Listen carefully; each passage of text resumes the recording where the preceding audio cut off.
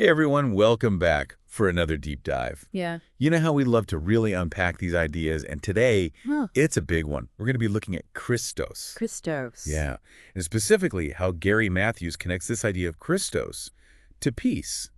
Now, you might be thinking, wait, isn't it Christ? Right. But Matthews actually uses that original Greek word, Christos, and it's way more than just like a name. It's kind of the foundation for his whole understanding of peace. It's interesting because, yeah, most people think of Christ as just part of Jesus's name. Yeah, like a last name. Exactly. But Matthews really emphasizes that Christos is not a name at all. It's more like this essence, the essence of God's love, God's divinity. Oh, that's deep. It's like this boundless, powerful force of good. It's not limited to just one person or one time. Okay, I get that it's important, but essence is still a little abstract. How am I supposed to wrap my head around that? Right. It can be a little tough to grasp. That's where Matthew's metaphor comes in, right? Exactly. He uses this image of Christos as a divine sweater. A sweater. Or a robe. He uses both. This divine garment. It's so helpful because it takes this huge concept and makes it something we can almost feel. Okay, I'm intrigued. So what is this divine sweater all about? What's it made of? Well, Matthews talks about the threads of this garment. Think about it. Love, rest, joy, that feeling of being complete. All of these things are woven together to create this amazing, comforting robe. Can you imagine wearing something like that? I mean, it sounds pretty amazing, like super cozy and safe. Exactly. And that's what Christos is like, according to Matthews. It's this constant presence of God's love that surrounds us, protects us, and brings us peace. I'm starting to get the picture. But one thing that really struck me was how Matthews contrasts Christos with disappointment. He says you can't experience both at the same time. It's a powerful point. It's like you have to choose which garment you're going to wear. The comforting robe of Christos or... like a scratchy, uncomfortable sweater of disappointment. Exactly.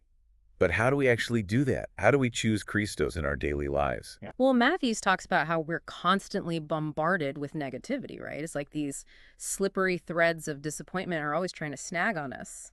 Ugh, tell me about it. But we have a choice. We can choose to focus on the good, to be grateful, to practice forgiveness. All of these things help us weave the Christos more tightly around us. They make that divine garment stronger. So it's about actively making that choice again and again. Exactly. Every moment presents an opportunity. That's pretty empowering, actually. It means we're not just victims of our circumstances. We have a say in how we experience the world. Absolutely. Now, Matthews also talks about how Jesus embodies Christos to become our peace.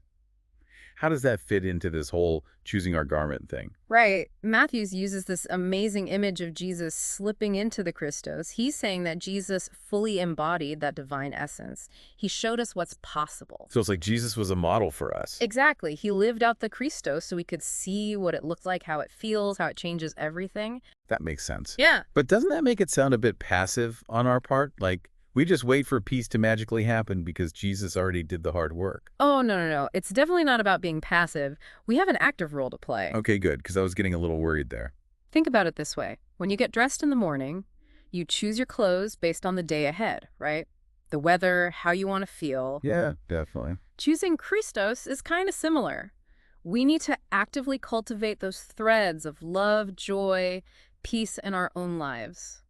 It's a daily practice. So what does that look like practically? Give me an example. Well, for me, when I'm going through a tough time, I try to remember that image of the robe of Christos.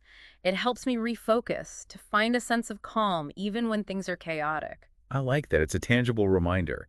So if Christos is like this garment available to everyone, how do we